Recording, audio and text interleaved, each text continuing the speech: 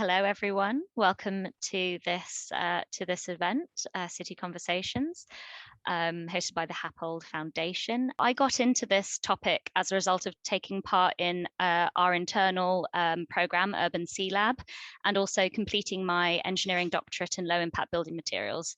So both of these things have given me the tools and know-how so that we can co-create a more sustainable, equitable, and just built environment. So when Andrew asked me to chair this conversation, saying yes was pretty much the only option, I would say. So now we should start with definitions. Emergent, taken to mean arising unexpectedly, and disruption is the break or interruption in the course of events. And in this instance, I believe that we should take this to mean new things that will change our lives forever. So rather than being passive in this, can we actually engineer our own disruption to tackle the problems of our age? I believe that the easiest space in which to answer this question is the technological one. So technological innovations such as mobile phones, social media, lab-grown meat, etc., will continue to change our lives forever.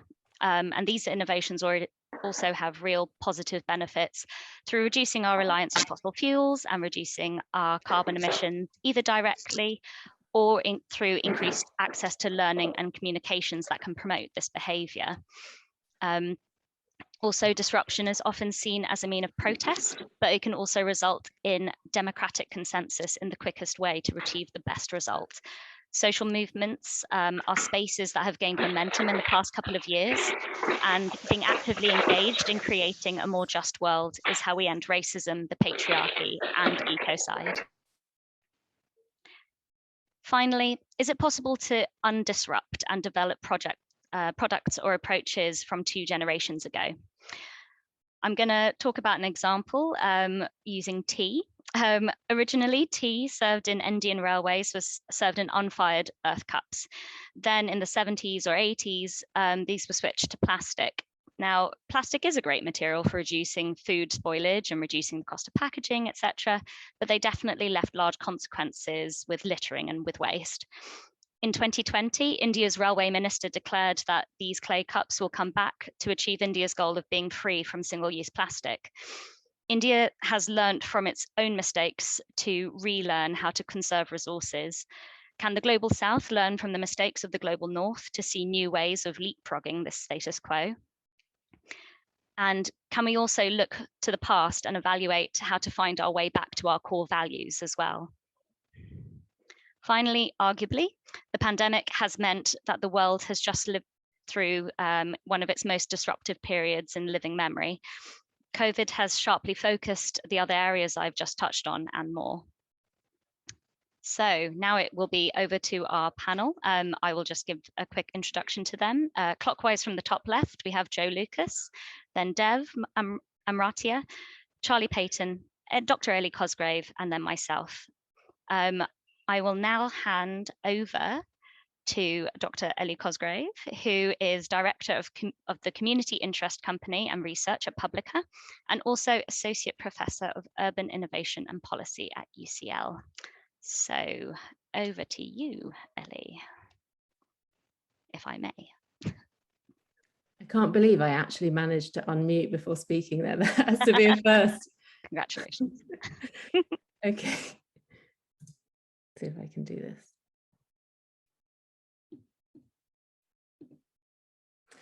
Great, thank you so much for having me. I am Director of Research and the KIC at Publica, which is a new role for me. I've been here, this is my early part of my 4th week, so I can use that as an excuse if I say anything inappropriate. I'm also an academic at UCL, which is why I've done the pretentious thing of putting a brackets round an S at the end of a word that shouldn't be pluralized. But I think it's important to be able to think about disruption as multiple, so that's where this S comes from. And I think this is what I'll be talking about in my 5-minute intervention, which I will time. Okay. So what I wanted to do today was think about three propositions that we can start to think about. What do we mean by disruption, and how can we start to enact that in our everyday practice? So I have these three propositions that maybe we can argue together with later. Firstly is that all infrastructure is political. So let's check out that it's a politics you believe in. Secondly, my belief is that more engineering thinking won't solve the problems of engineering thinking. So we should get radical. And the third proposition is you have power, so use it wisely.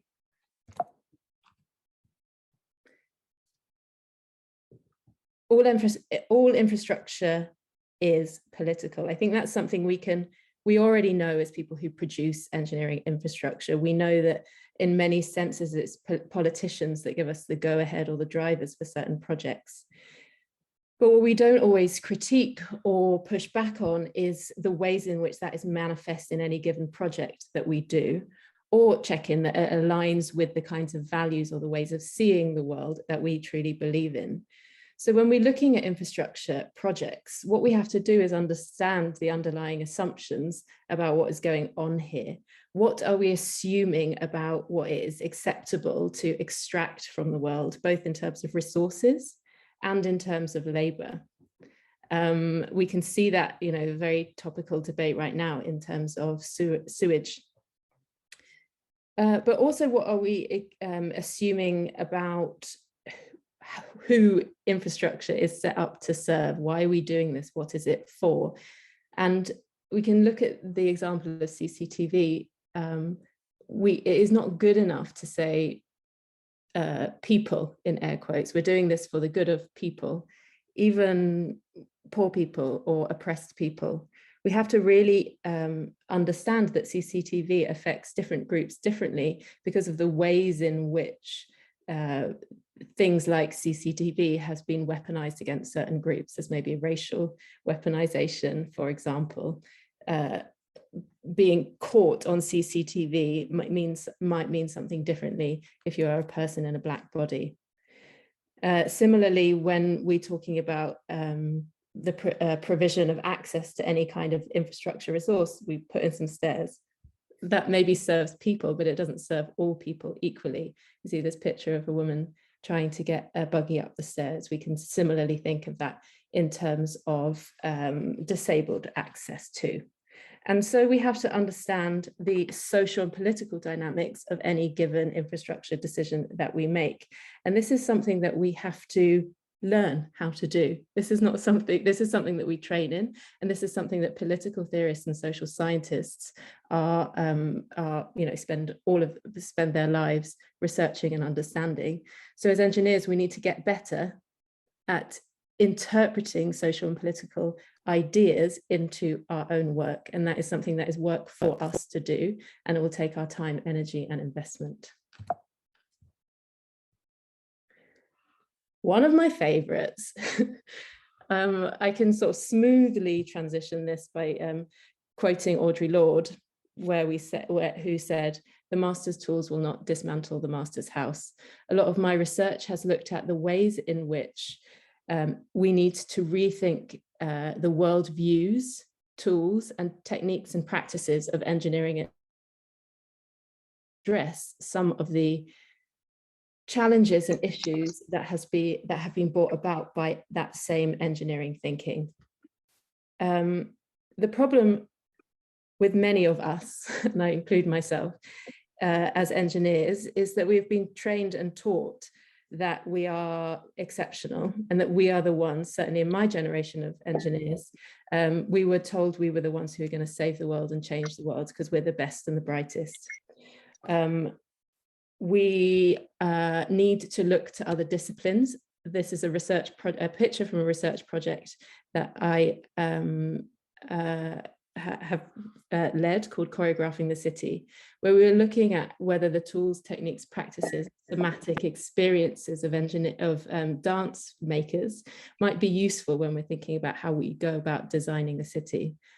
I can talk about that in the Q&A if that's of interest, but the point is that as engineers, we need to be more expansive and more inclusive about what we value in our engineering decisions. Yeah, we can come back because I've run out of time. And just a reminder, really, that you have power. We all have power, and our power manifests in all sorts of ways and in all sorts of parts of our identity. That is, of course, in our work. For those of you who work at Bureau Happold or any large engineering firm, you set the standard in many ways through who you are as a brand identity, but also through just simple project decisions. Are you really doing all you can, or understanding all you can about how the impact of certain decisions that you make within your projects?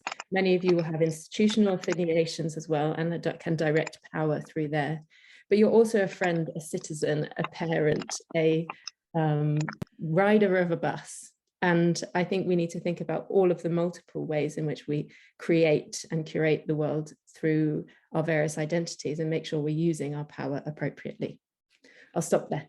Thank you very much. Oh, thanks very much, Ellie. Yeah, that was fascinating. I'm now going to pass on to Charlie Payton, who's Managing Director of Seawater Greenhouse. Thank you very much, Natasha, and good evening to everybody. It's great to be here. Let me just fire up a screen.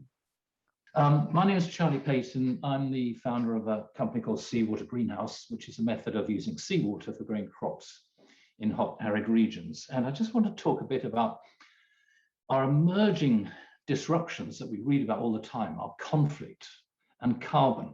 And carbon's the biggest story of the day, and the conflicts are the biggest stories of the day. And I'm wondering if the solution can't be cucumbers, or rather carbohydrates, growing more crops in more places. We often hear about the next war will be over water. It hasn't exactly happened yet, but there have been nearly 500 individual conflicts over water in the past decade. And not surprisingly, they cluster in arid parts of the world where there's a water shortage. Look at all those water conflicts in Yemen. And could it be that the war in Yemen is not disconnected from that lack of water? In the Middle East, in the Levant, Somalia seems to have more than its fair share. I don't see any in Europe. But could it be that this problem of water is the cause, or rather lack of water is the cause of much conflict? If we look at a map of desertification vulnerability, I came across an interesting concept just today, the Federated States of Degradia.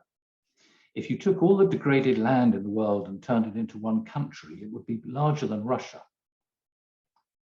which is a sobering thought. And it's not confined to Africa or the Middle East, but large parts of Australia, California.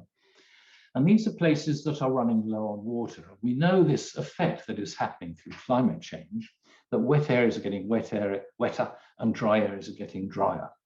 And why can't we do something about that when we have all this seawater at our disposal?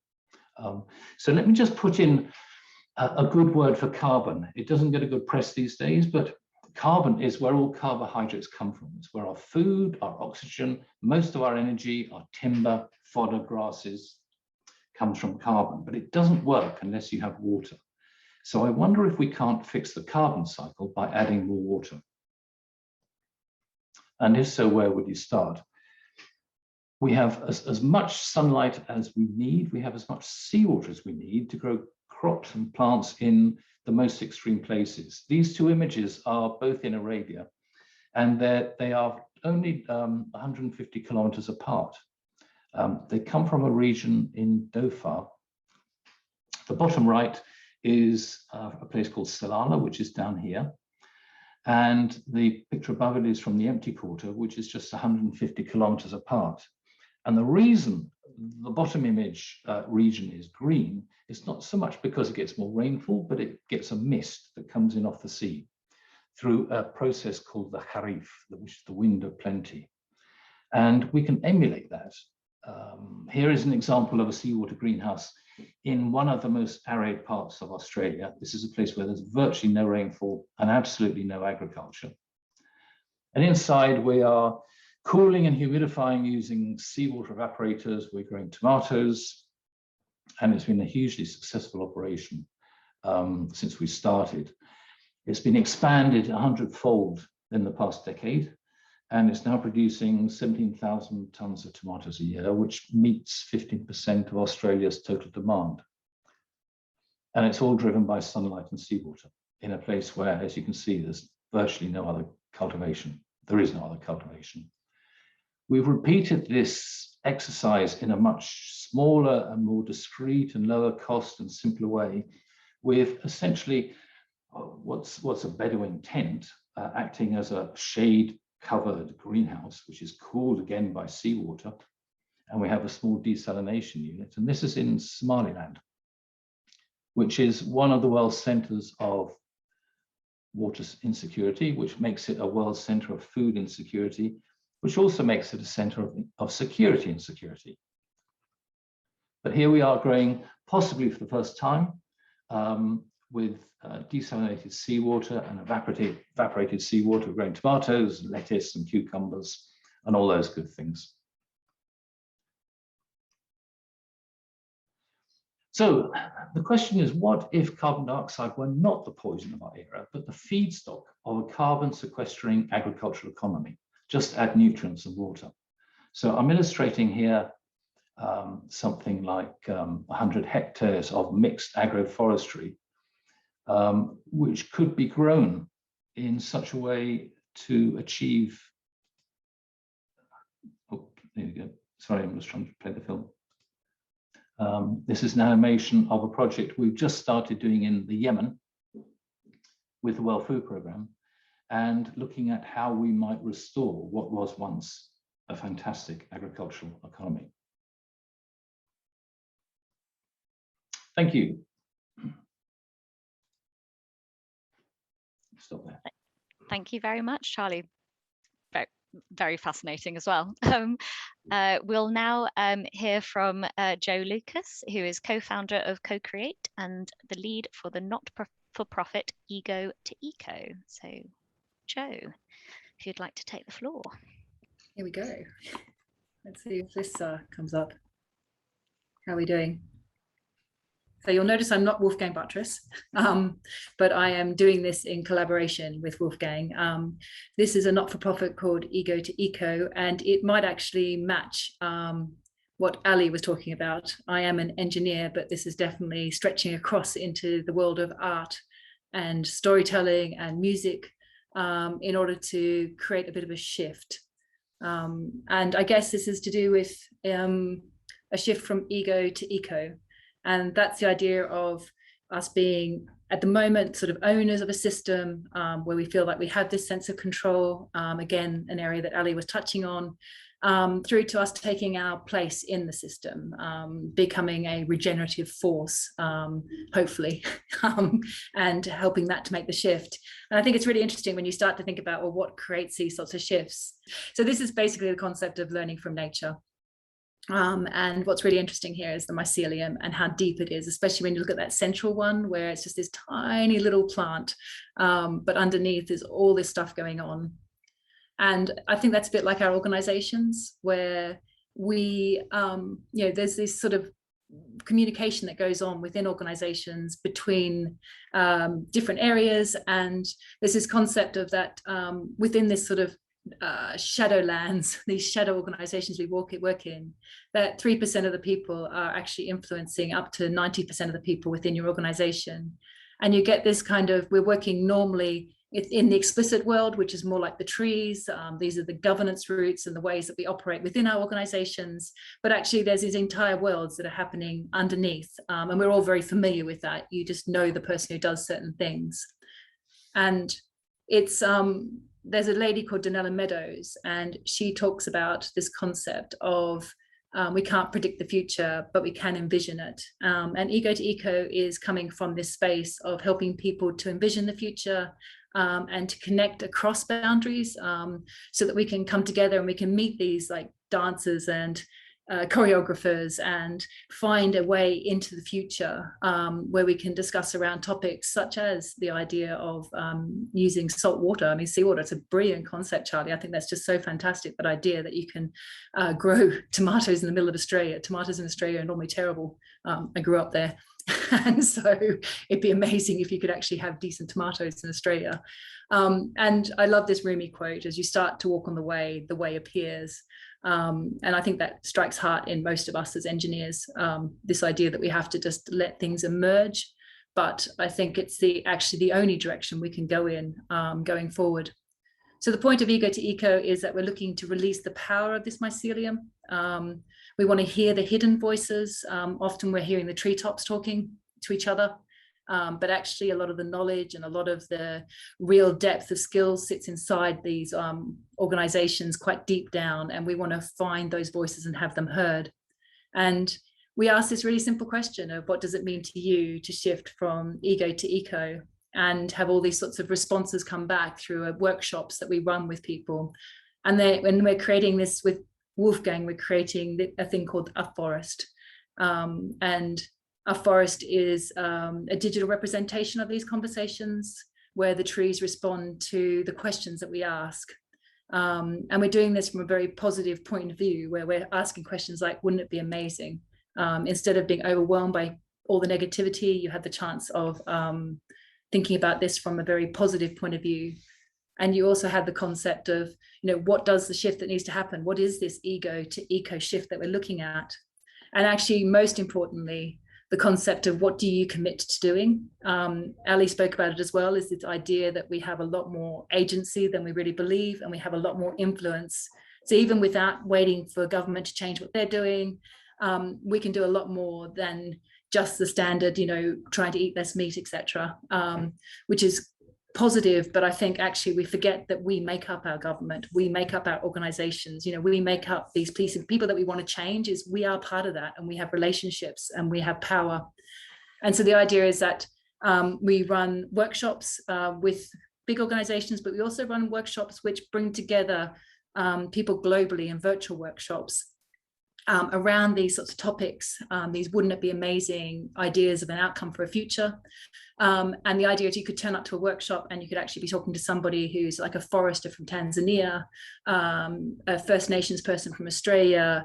And this particular set of cards, this came from an event we just ran last week with Queen Elizabeth Olympic Park, where the community came together and they were answering this question of wouldn't it be amazing for what they want for the park itself when they consider what does it mean to go towards net zero. And it's bringing together a very diverse community of people, everyone from Mace, who are still building on that site, creating the legacy of the park, through to youth groups, through to local artist groups, all of them coming together around this conversation. And from that will grow a very unique digital tree. And it responds also to diversity questions. We're looking at how people think. So the questions are sort of like, where have you been influenced by? What contextual influences happened to you? Internal influence, which leaf do you like? Why? Again, it's art, it's interpretation. There's no right or wrong answers to any of this. It's just that we want different points of view. And you're sort of where you feel you're on your journey. And you can circle whatever makes sense to you. And so this just gives us a chance to then, and then we ask people the stories behind these cards, like, what is your story? And we record those. And those stories then go into shaping your tree. And that's ego to eco. Again, very fascinating. Thank you, Jo. And now, last but definitely not least, can I introduce Dev Amratia, the co-founder and CEO of N-Plan. And I'm very sorry, Dev, if I've completely mispronounced your surname. You got it right on, right on. All right, cool. All right. So I believe that you can just share your screen and it will boot Jo's out. Oh, there we go.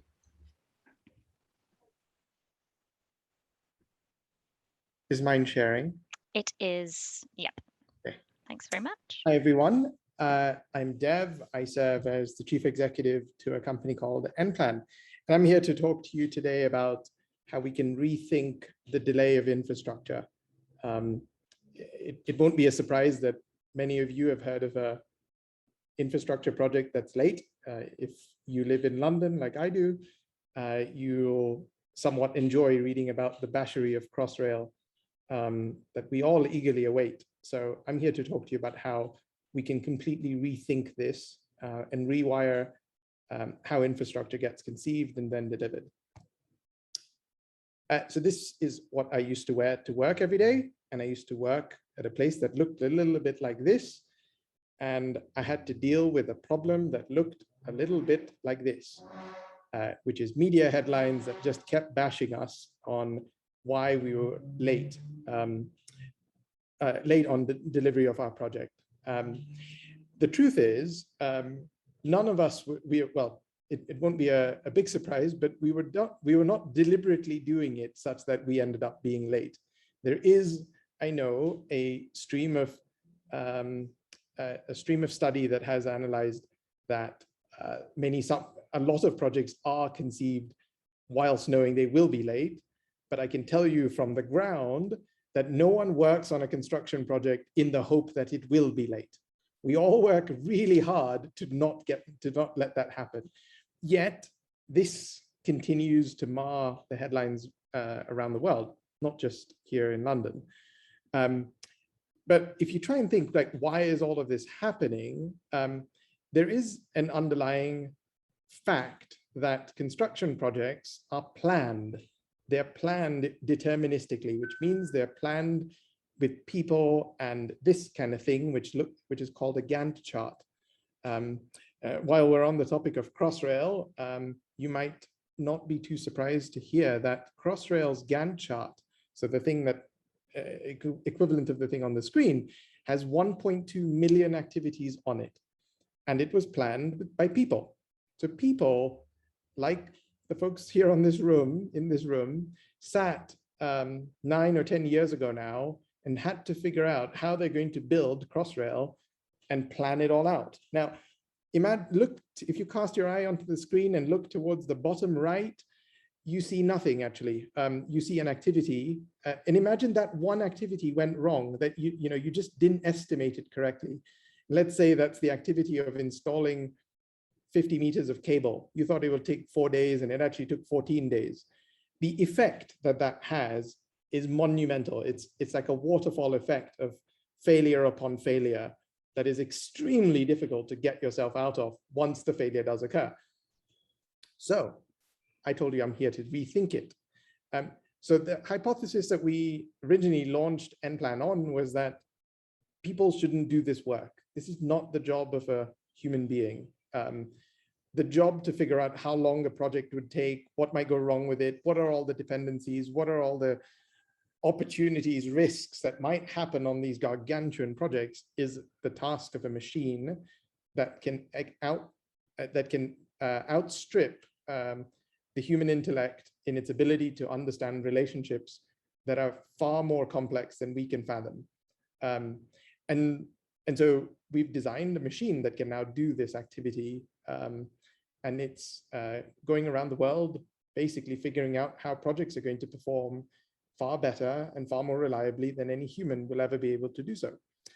And it fundamentally relies on data. Data is also how we as human beings learn, in the sense that if I dissect the very basic structure of human learning, is you make an assumption and you validate your assumption with reality. So you think that stove is not hot and it's red, and you touch it and, oh yes, a red stove is very hot. I will never touch that again. That's a very quick learning loop. Construction projects sadly have a slightly longer learning loop where you plan the project, your assumption, you execute your project, your reality. The difference between the two is learning.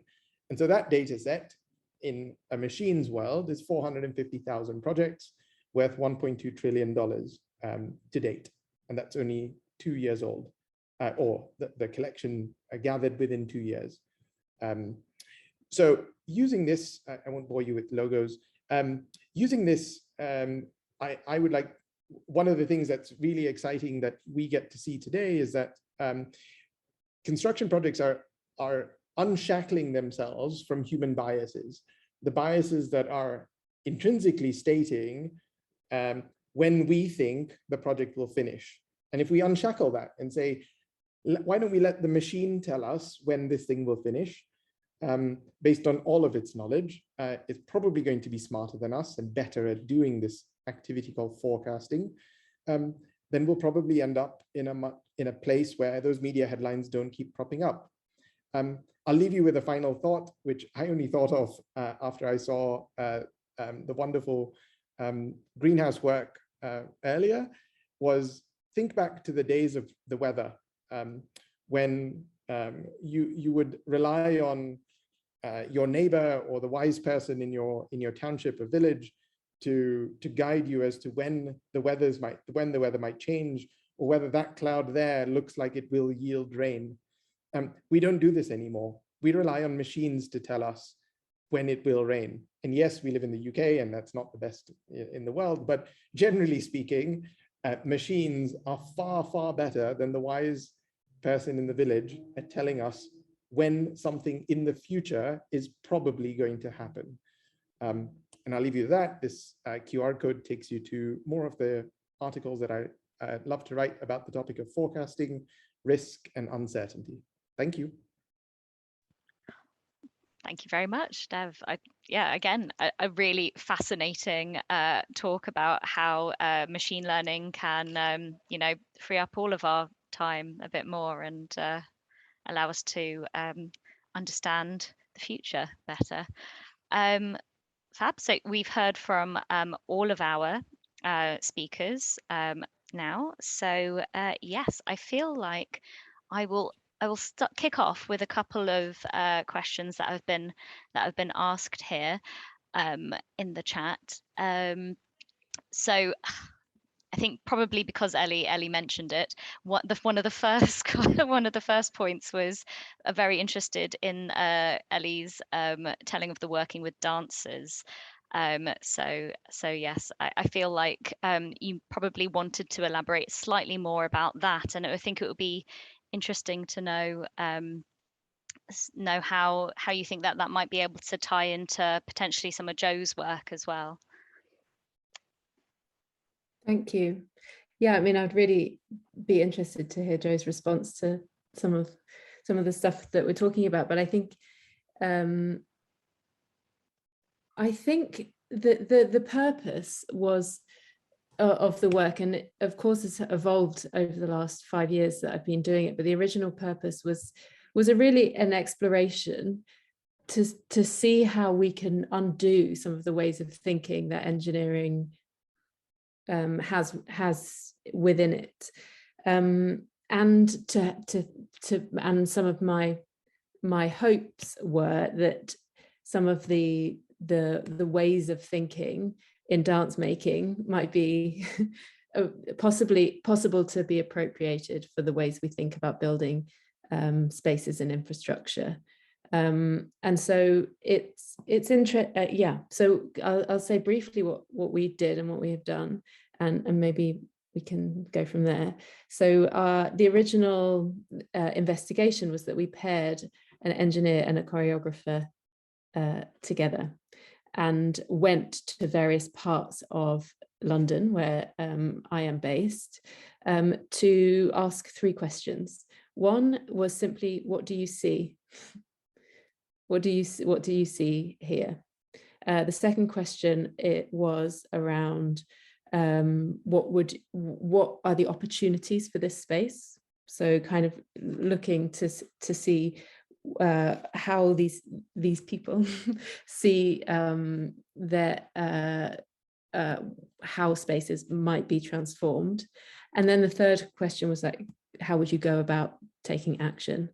And then we brought them, the choreographer and the engineer, back to inside to have a discussion about and reflection on how similar or different their experience in the world has been, and where they think that some of the ideas might be complementary. And I mean, there was incredibly rich discussion, but there were some quite specific things that came out of it and some quite general opportunities. One of the specific things that struck me in the conversation is that often and the engineers were looking for ways in which they could instigate more control in order to keep people safe.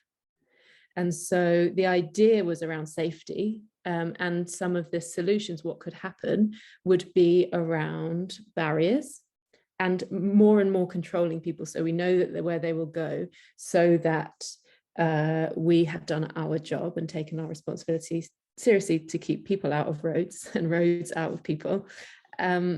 Whereas the dancers tend to be more interested in transgression and looking at the ways in which you could provide opportunity for people to be what one dancer described as pirates, but creating safety for people, both as a sort of psychological safety in terms of an ability to interact with, be in, be free in, be playful in one's environment, but also to create these opportunities as a moment to focus, and that trusting people's sense of themselves and their agency within space actually helps them to create more safer environments. And so it was interesting where the engineers' worldview tended to be, I need to control and limit. The dancer tended to be, I need to play and open up, often to incite the same response. One of the tools that I think, in fact, the image that I showed you was after these kind of interview pairs took place, we did some experiments with engineers in public space. So that's, you saw some maybe engineers you might recognize dancing. So one of the tools that I think is interesting for engineering design or infrastructure design is around improvisation. And what we sometimes think improvisation is just a whole load of people in a room moving about. It's not that at all. What improvisation is a very guided process where there is a holder of what is being created, usually the choreographer, who has a vision for the type of, the sense or the meaning that they would like to create with their dancers. And they create tasks to get there. And so if we just move around, dance around in space, what we tend to do is stick to our existing knowledge or patterns of movement. I've been taught to pirouette and then leap. That feels nice. I do that all the time. Unless I have a rule that gives me a constraint, meaning that I can create novel design or novel movement. So if the rule can be anything, one part of your body always has to be in contact with another part of the body. You know, I always have to be touching the wall. This means you can't just leap, you can't just go to your existing frames of movement knowledge, the things that you've been trained in, the things that just feel good and natural. But you have, and what you create is much more, you have much more opportunity for unique or interesting or emergent things. So what I am interested in is how can we, you know, what would it mean to improvise a traffic interchange or a movement through space where we gave the individual pieces of infrastructure some agency or rules. And I know we do that to some extent, but just an idea about how we can start to use different ways of thinking. So it's not necessarily around optimizing for safety or optimizing for efficiency. Those things can be there and be in it, but it doesn't have to be central in order for them to exist. Yeah. And when we continue to like draw on the patterns that got us, I would say, maybe provocatively, into this situation where we're extracting too much and potentially controlling too much, more of that is not going to solve it. So I think, you know, and the final thing that I'll say is that often we can because of this kind of structures of society, we can believe that some types of knowledge are better or more useful than others, or superior to others. And particularly in our society, I think we believe sort of intrinsically that numbers and models and graphs are more valid than a description of a feeling, which actually might directly describe a human experience of a space much better than a model might be able to. And actually what we often do is, in order to be powerful, translate those descriptions into numbers. What it would be wonderful to be able to do is to stay as close, whatever keeps us as close to the experience as possible, whether that's movement or a description of a feeling, or it might be a number. But I think we just have to kind of loosen a bit of our hierarchy around which one is better, because they're all useful for some purpose. And I think machine learning is absolutely useful and important. And we need to put all of those together and be appropriate. Yeah, I mean, when you were talking about using improvisation, the opportunities, and seeing how the engineers saw constraints and the dancers saw opportunities, I see a very sort of similar approach with what Dev and what Charlie are looking at. Charlie, like the greenhouse, I did Google whilst you were talking, was invented in the 1800s, but you know, this is a new way of using greenhouses to solve really like big problems. And Dev using machine learning to sort of take this very complicated model where people have power in, you know, they are, how much do they charge to forecast major projects? Whereas, you know, you've seen the opportunity for machine learning to do it, and to do it better. It's something that I've actually, I feel like threads everyone that's been speaking together. It's looking at these disruptive ways of being or technologies in a positive way, and as opportunities rather than constraints. And yeah, that's really fascinating. I didn't think that I would see the connection until I actually heard everyone talk. But yeah, I'd invite anyone to elaborate on that if you'd like. Can I throw one more in that slightly sure. joins them all up? Dev finished talking about the complexity of weather and climate and models. We have the meteorological office, so we have these giant supercomputers trying to predict, but water vapor is so complex that nobody really understands, and it doesn't really fit into the models very well. And before I started that project in Somalia, I had to give a talk to the elders to seek their approval and describe what we're doing. And as part of the talk, I was illustrating the water cycle and how important trees were in perpetuating the water cycle, and that when you remove the trees, you tended to get less rainfall. And I was explaining why, and it was quite difficult, until one of the elders put his hand up and through an interpreter said, "Ah, yes, we have a saying in Somali that the cloud always flies to the tree," which is absolutely spot on. Absolutely spot on, through observation, through, you know, knowledge, but it's something we don't perceive now because it's so complex. Yeah, I'd follow that up, Charlie, completely. In that I've just finished reading Braiding Sweetgrass, and it's deeply fascinating because she's a scientist, but with a Native American background, and she's actually, you know, taking her science and helping to explain things that she knows through the stories of her ancestry, and, you know, things that they've just done forever without really, you know, they've just done it through being practitioners effectively of the land. And now they're able to look at the scientific layer on top of that and explain why that works, and actually move their own knowledge forward, because the indigenous way of doing it has worked for such a long time. It obviously has a lot of backing to it, and this idea of hierarchy of knowledge is a really dangerous one, and one that we get trapped in quite often.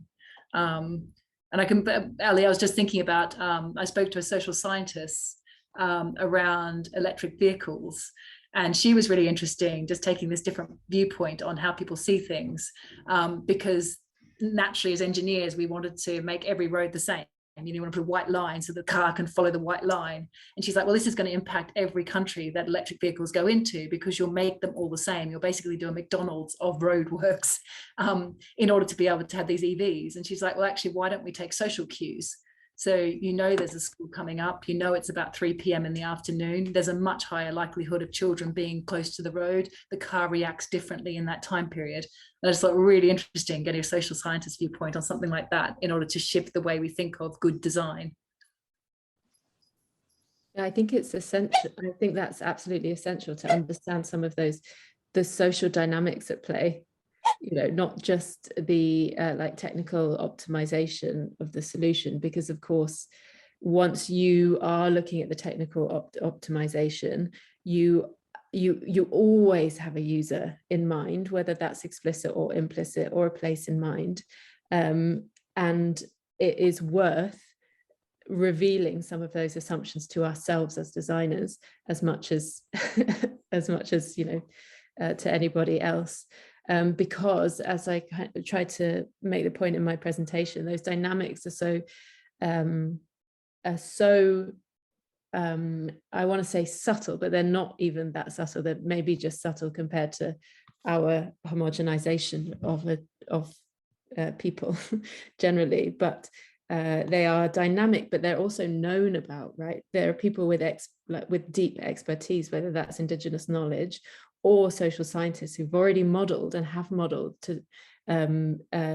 models to describe the dynamics between communities. And that can be social scientists, but also political activists who have dedicated their lives in understanding or revealing the nature of certain relationships. So I'm just super interested in making sure that we bring all of that knowledge to bear in our design and infrastructure decisions.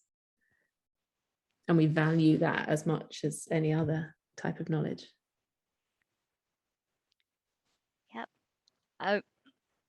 Does anyone else want to add to that point? I might take a couple of sort of comments from the chat to spur on. No. So one point from Nicholas Falk that's been sort of put forward is, surely if we want to affect change and not just argument and resistance, we need to pick switch points and find good allies. Sorry, I'm talking about your point there. Sorry, Nicholas. So we need to find switch points and find good allies. Have any of the panelists found either surprising allies or found the particular switch points that they've had before their ideas or their work has really sort of taken a hold? If I might ask sort of Dev or Charlie, or if you have, oh, Joe's got her hand up, so yeah, let's go with Joe first then. Sorry.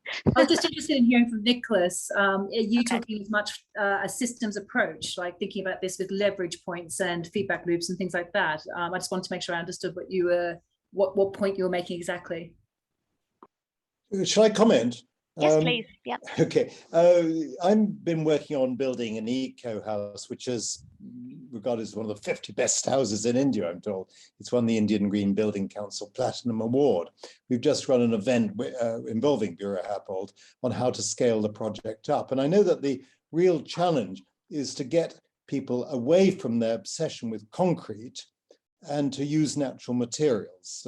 In our case, we're getting to zero carbon by building out of sun-dried bricks and lots of ventilation, so we don't need air conditioning and white reflective roofs and so on and so forth.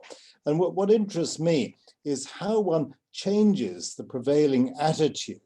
You'll probably know that in China, I think they've laid more concrete in the last couple of years than the USA laid in the 20th century. So if one wants to deal with climate change, we've got to get away from traditional ways of doing things, the ways that engineers are taught, and get back to more basics.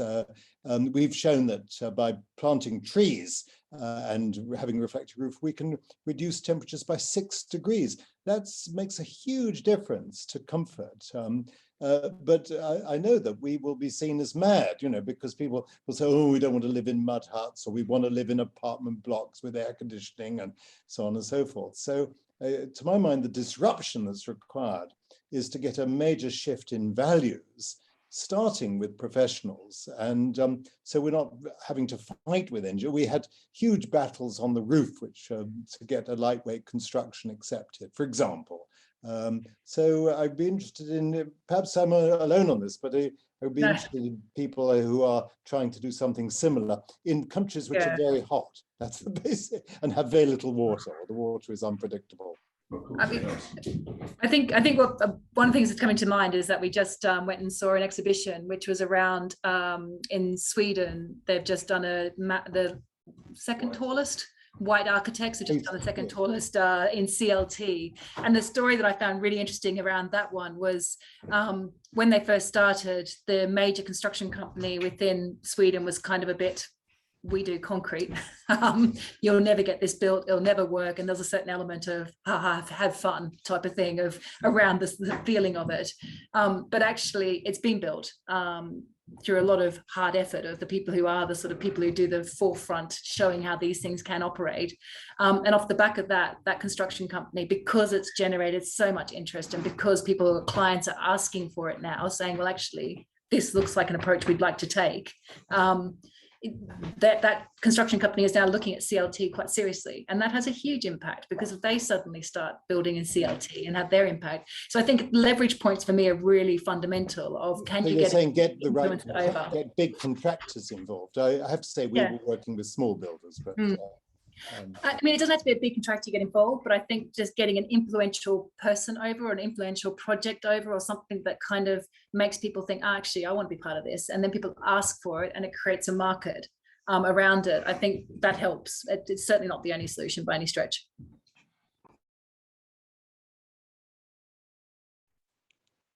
Yeah, I mean, I from the point that you made about, how do you get and I'm bringing in my embodied carbon knowledge now, how do you get more engineers to be able to talk in this way? And it's engineers don't tend to like uncertainty, and unfortunately with anything new, and with anything a bit different, and with anything a bit out there, it does come with a lot of uncertainty. And I think that the question shouldn't be, oh, I need a right answer. It's, what, I trust my skills as an engineer. I trust my skills as someone who can, see patterns, who can talk to people, who has basic knowledge about how certain things go together. And with this new information, and with this new point of view, with this new situation, I can use my skills to find the answer out with you, Dr. Client, Miss Client, whoever it is. And I think that I almost feel like you just need to give people permission to do it. And it's amazing what kind of ideas you get people coming out with. People feel quite constrained with, oh, you see me as me, engineer, whereas as soon as you see someone as, oh, they're looking at me, person, like it feels like you've opened a massive door as to the ideas that people give you, well, actually I've had this idea in my head for a bit, but maybe we could try this. And I think it's like a paper thin barrier. We just haven't quite found either the right language or the right situations, or we as potentially influential people haven't shown our own vulnerabilities to give them the opportunity to be vulnerable too. I do accept that, but it seems to me that in order to produce the level of change that's required and the time that's needed, we have to change the way we train people. We need short postgraduate courses, not things that take a couple of years. We need things that can be taken up by local builders or people who are trying to do something different, just looking for an opportunity.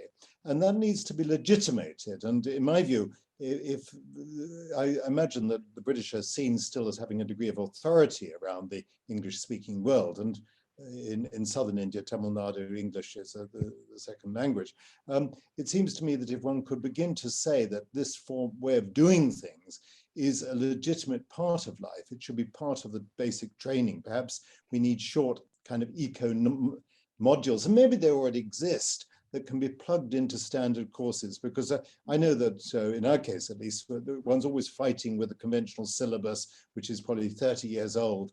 And old men said, well, actually in Tamil Nadu, a lot of women who trained in using concrete. That's the way of doing things. And they have politicians who want to solve problems by building bypasses and, et cetera, et cetera. You'll know all the problems. So I'm suggesting that the British, if nothing else, should be trying to legitimate a different way of doing things as part of standard training, rather than it being, we're working with the Centre for Alternative Technology in Machynlleth, who do marvelous stuff. But I can't help thinking that being up a slate quarry in Wales may be seen as a rather fringe thing when we're trying to change the way cities grow.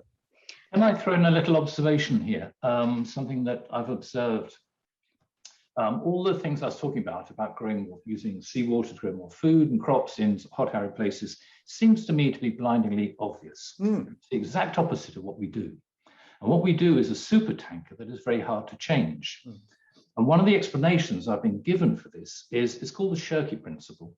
The which? The Shirky Principle. He's an American philosopher called Shirky. It's that large organizations tend to preserve the problem to which they are the solution. So if you consider conflict, for example, then we have a major humanitarian disaster going on in Afghanistan at the moment.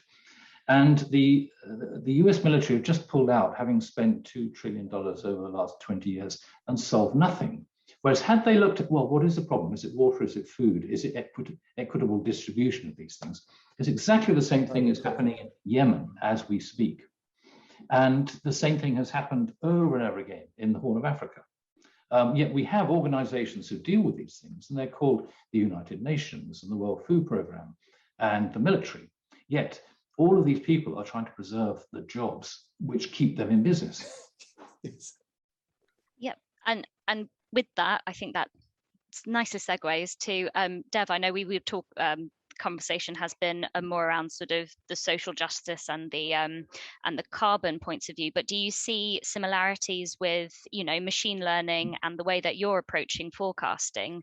Do you see similar barriers with this against say established project managers and things like that at all? Yeah, yes, all the time. To go back to one of the questions asked earlier about where we find the pivots emerging from, we often find them from the places that we may not expect initially. So the planning community, the people that, you know, sort of have been doing it in the way they've been doing it for many years, you often have, there's a very small segment of them that are open to this. But there are, for instance, for us, we found the insurance industry is very, very open-minded and even championing of these kinds of approaches. And there's no insurance product in the world that will underwrite the outcomes of a construction project, the duration of a construction project. Yet this industry is wholeheartedly going in like, no, we want to do this and break down the barriers. And often the way they break down barriers is through money or through financial levers, which is what an insurance product effectively does. Effectively looks like it's a way of reallocating financial risk. To the topic of like how, you know, in the subject of sort of like seeing the built environment come to life and the inclusion of machine learning in those processes, I think the thing I've witnessed as being like really powerful at creating consensus, which then leads to you call it more democratic decision making, especially when it comes to public infrastructure projects, where you know, it won't be a big surprise that these are extremely political decisions that drive these projects into existence, and the benefits case realization, or the benefits case analysis for that matter, is flawed at a very fundamental level. So when we sort of like start saying, well, listen, it's not, it's not what Bob thinks or Jane thinks, but the data says this. And you can extrapolate that into many, many different parts about infrastructure development and the way infrastructure gets commissioned in not just the UK, but around the world, and bringing in multiple sources of rich data to not just augment decision quality, but actually in certain areas surpass the decision that a person might make on an individual whim or the whim of you know, the highest paid person in the room or the loudest mouth in the room. So we do, and to summarize what I'm saying, I've seen evidence that you could call it industries that have strong financial levers in place that are tuned to the use of data can create an incentive mechanism that allows others to move into change.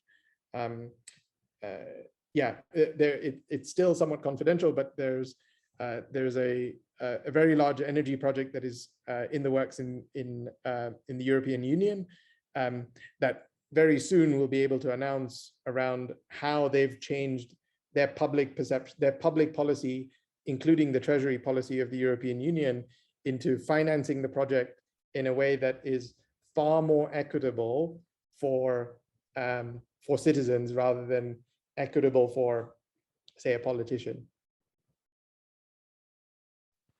That's a brilliant piece of news to hear, hopefully in the near future.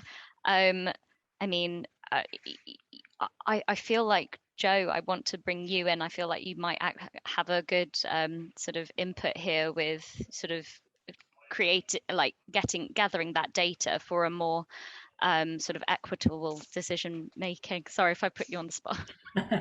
No, I mean, this is quite interesting. I think I heard Deb talk quite a number of years ago about N-Plan. I'd say it was probably even 5 years ago. I think you were just starting out at that point in time. And I always hear it with a slight hesitancy, only because of my in-depth knowledge of how much is hidden in these plans. So there's the one you have in your, you know, that's on your Excel spreadsheet, which is actually the real stuff, and that's just telling you what's happening in the next month, and that's about as much as they know, and the rest is just emerging. And then the rest is the way that they use those Gantt charts that are intensely complex and no human brain can get their head around is by you know, that's used for reporting, and it's generally what I call a client program, i.e. you know what date they want and you work your way back from that in order to make your Gantt chart work. So I always worry about the efficacy of the information that flows into the AI, but I completely agree that it does need a computer's brain in order to do it. So it's a really interesting conundrum. I think for me, we've got to be careful about our love of data. Data is fundamental, and it's not an either-or situation. You know, we tend to think about these things as binary. You're either a data person or you're an emotions person. We have both. You know, we are both at all times. And we've not had permission. I think what you were talking about earlier around this idea of permission, we've not really had permission to bring the emotive side to work, to bring the dancer within us, to bring our storyteller, to bring the rich spiritual lives that people have into how we design and how we operate as engineers. And the reality is that if you want to create a mindset shift, if you want to change how we work, we don't do that at a data level. So yes, we need data because, you know, if you've got that access to data, you use it. It's very powerful. But at all times, if we are really serious about changing how we operate, we need to work at a more emotional level. And I think the story since the Industrial Revolution has been one of disconnection. You know, it's almost ironic because, again, we've had two things happening at once. We've become globally connected, but disconnected, say, from the land. And we've moved into cities and we've disconnected from our tribes. And I think there's a certain element of reconnection that we need to go through. And it's a reconnection to ourselves and to each other and to the planet, to remember that we are all part of the same story. And it's a really uncomfortable language for us as engineers. You know, it's not something we naturally talk about. And it's not something you can stand in a boardroom and say, you know, or stand in front of those insurers saying, I need money because emotionally this works. You know, this is not the language we use. We don't use the language of love. But the reality is that we need to be able to bring both sides of ourselves. And so part of the whole concept behind Ego to Eco, you know, we access those sides of ourselves through art, and through storytelling and through music and through these things that touch on our other senses. And it'd be really interesting to see where you could find that overlap in some of the work you're doing, Dev, because, you know, a program needs to be brought to life. And there's some beautiful 3D imagery that people use. And it'd be really, I mean, I saw yours, Charlie, where it was sort of the images of this very barren land suddenly becoming this fertile land. And that's emotive. That's a story that you're telling there with effectively data behind it. And I think somewhere between, you know, Dev, you having the machine doing something in the background where I feel slightly worried because I can't see it. You know, it's sort of, you know, what data went in, where are the gaps in that data? Is the data solid? Probably better than most things that are happening anyway. But the idea of weaving that into a storytelling, weaving that into something that has imagery that people can then connect with and make decisions from at a more fundamental level. Could I just add on to that? That I think on some level we are used to storytelling because we have to do storytelling probably to win projects. There has to be, we do, so just to remind ourselves that when we do a presentation, well, we kind of bringing someone along with us a little bit. So there is that when we're selling a new business, you know, when we're trying to get a politician to think in another way about things, we might use an anecdote or a story or, you know, the child. So there is something that we have already. But I think to take it to the next level and to be really transformative, we do need to be a bit bold, because there are some problems that we cannot solve unless we talk about the truth of needing to love each other and or whatever things that they may be. For me and my work in sexual violence and women's safety in cities, I need to be able to talk about the realities of sexual violence. And at the moment in an engineering boardroom, that's a really difficult topic to broach, but we have to be able to do it. We can talk a little bit about data, but the truth is in terms of data that's available about sexual violence, it's super limited, or the nature of it, but we know what's happening. And so we need to be able to tell those stories and be willing to have those. And once you've done it 5 or 10 times, it's fine. And then you can start to do it in other areas. So I think those of us who can be bold kind of just need to get on with it and not worry about the fact that it's really difficult. I think when things are really difficult, it means you're at some edge. You don't always know if it's the right edge you want to be at, but you know you're working at an edge that needs to be worked at. So keep there. And on the question of these turning points or these opportunities, these levers that we have, as I say, I've been doing work in sexual violence over 10 years now. It's been something that's not been very sexy is probably the wrong word to use in that context, but it's only in the past couple of years has work around and particularly in the last 6 months have people been really interested in investing and understanding what feminism means for engineering and public space design. So but I'm ready to go, let me go, let me unleash, I will tell you all about it. And so I think in many senses, we just have to do the uncomfortable long game work and be ready and hustle a bit when we see those opportunities, even if the opportunities that come are tiny. You know, in like over 5 years ago, I was getting 5-10K grants to do gender justice projects. Now is like, I don't know, an order of magnitude bigger, and hopefully next year it will be an order of magnitude bigger again. But yeah, I guess though it goes back to my third point, in my talk around where's your power? Because even if your power is to do something tiny, that's great. Your power is to do something tiny. Go, enjoy, do it. And team up collectively with someone else. Yeah. And it might feel, it might feel a bit easier. And say it, yeah.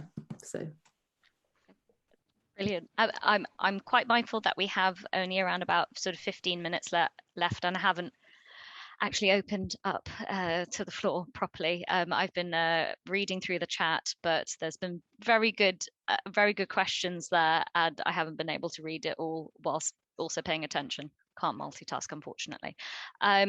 If anyone in particular would like to put their hand up and sort of put in a discussion point or a provocation, that would be greatly well received. Otherwise, I will be picking on, I think, Tom Newby, because he's put a wonderful provocation in there. Because I haven't seen anyone put their hand up, I will ask Tom if he would like to either put it forward out loud, or if he's happy for me to read.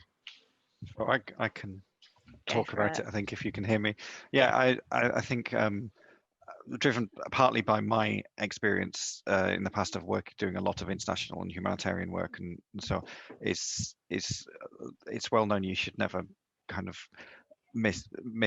give up, ignore the opportunity of a good crisis, and disruption often comes with a crisis and so on, but you also find that power becomes incredibly important, and who exercises that power, and actually whether the crisis and the disruption doesn't have to happen with a crisis, but that's kind of the example I'm giving. If the power lies disproportionately with say, for example, designers or engineers, then the solutions that are proposed tend to come from their world viewpoint, from their what they think it should look like, and that can very easily be imposed on communities. And if especially if we're working internationally, we're working in countries and communities we don't understand well, you can end up having very warped results from what you think is a well-meaning good project. So it's just, and I think the key thing I put in there, really the really important word, is subsidiarity, which is that actually recognizing that what can be locally driven and what can be done and decided by the end users, by the local groups, should be done by them, and they should have as much control as possible. And really, as engineers, as designers, as built environment professionals, or whoever else we are, we should very much see ourselves as bringing expertise and bringing advice, and helping to drive that disruption, but in an accompanying role rather than necessarily a leading role. Otherwise, I think, as I said there, you can end up with the disruption not being as positive. It will happen, but not being the positive thing that we hoped it would be. So it's just being very careful about understanding where the power lies, and whether you are, as a designer, driving your own viewpoint of what something should look like to the detriment of the people who actually might be using it or end up living with what's being designed. Yeah, no, I completely agree, Tom. It's like one of the things we look at is the idea of trying to find the hidden voices. And one of the big risks, I do change consultancy. So I go into organizations and give everything a bit of a shuffle. And the thing I've had to learn is the approach of minimal interference. It's just so tempting to go in there and have an idea in your head before you arrive about what the problem is. And so tempting to, if you keep the metaphor of a forest, of, rip up all the trees and put them in nice, neat lines, because then you can put paths through very carefully. And I often think about it as like, actually, you've got to look for the desire lines, and there may be sort of bindweed or things overgrown that sort of got in the way of those desire lines.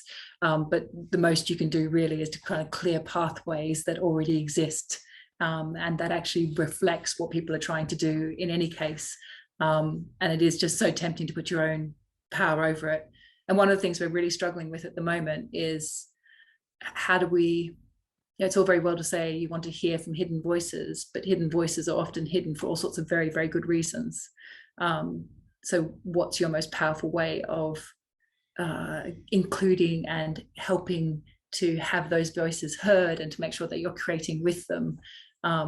And you can't use the normal approaches. You've really got to find people who can bridge to different communities that can, especially when you're talking about creatives, you know, they're often can be very shy about putting their work out there, which sounds crazy because that's their whole job. But, you know, they'll often keep redoing something a million times and they'll only share it with a very small group of people before they're willing to take it to the next layer.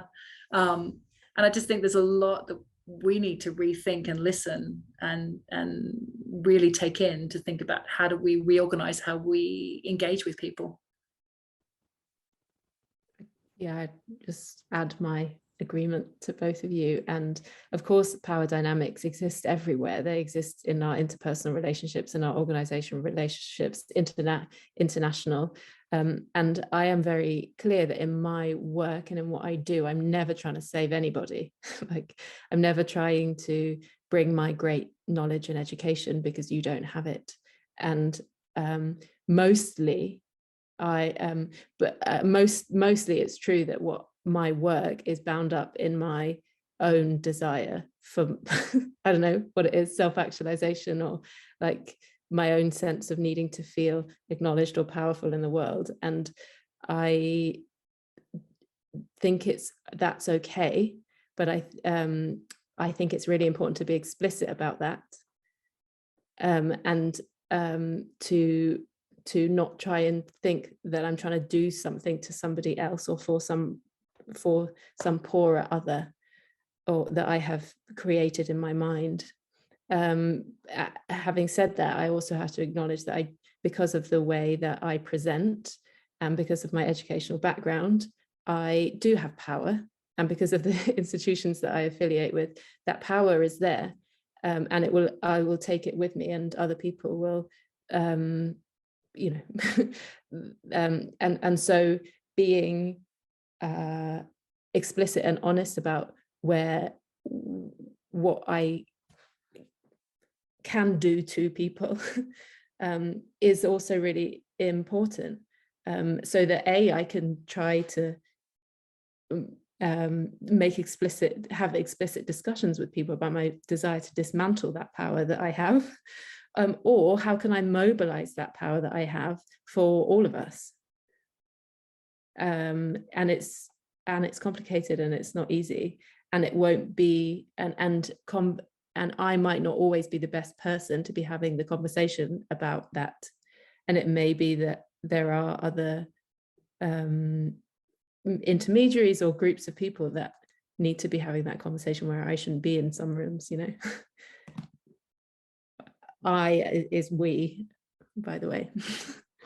Yeah, I've definitely seen the change from you know, it's a change from diversity and inclusion education to being aware of your privilege training. So it's, you know, it's not necessarily a case of always having to bring people in. It's being aware, it's looking then at yourself, not looking at the person who you think is lower.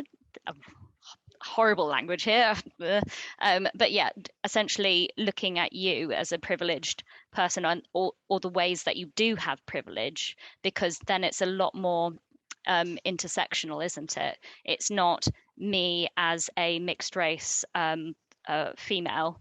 It's me as mixed race female, university educated. You see yourself as a whole, and so you understand where, like, in which pockets you may have the privilege and in which pockets you may not have the privilege. And I think that kind of sort of education will be a really interesting one for there to be much more of for everyone. So yeah, just to add to Ellie and Joe's point there, and Tom's point, all the points. Cool. So I will take one last point if someone wants to be provocative or say something that's been on their mind as a result from all of the great input from all the panelists. Or I may call on Andrew, because I think he's been reading the thank you, Tom, and also thank you, Nick, as well for piping up. I didn't say that beforehand, so I might call on Andrew if there's a particular comment that you've spotted in the chat that you'd like the time of day to be shone on at all, if anything, or not. Sorry, I haven't got, I'm just loving the whole conversation, and but I think the thing that I was most interested in was this question about whether with Dev's technology, whether we're going to start competing with the technology. There was a terrible warning issued by Stephen Hawking about AI and that it would take us over. And do we have that sort of fear about these disruptive technologies, that they are in fact more sinister than sort of working with nature as a sort of very stark contrast? So there we are. Sorry, hope that lived up to your expectation, Natasha. Sorry, put you on the spot. Floor to Dev.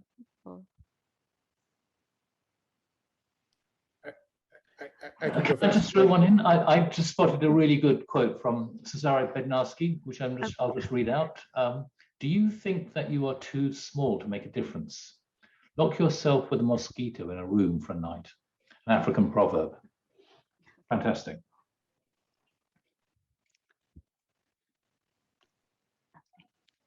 I can pick up a little bit on what Andrew said, because I sort of have to live with that every day in my business. So is there a fear? Yes. I meet people that are fearsome of the technology we've built, of technology in general. Are those fears valid? Yes, wholeheartedly, of course they are. If someone says they're scared, you don't say you shouldn't be scared. You're stupid to be scared. You acknowledge their fear.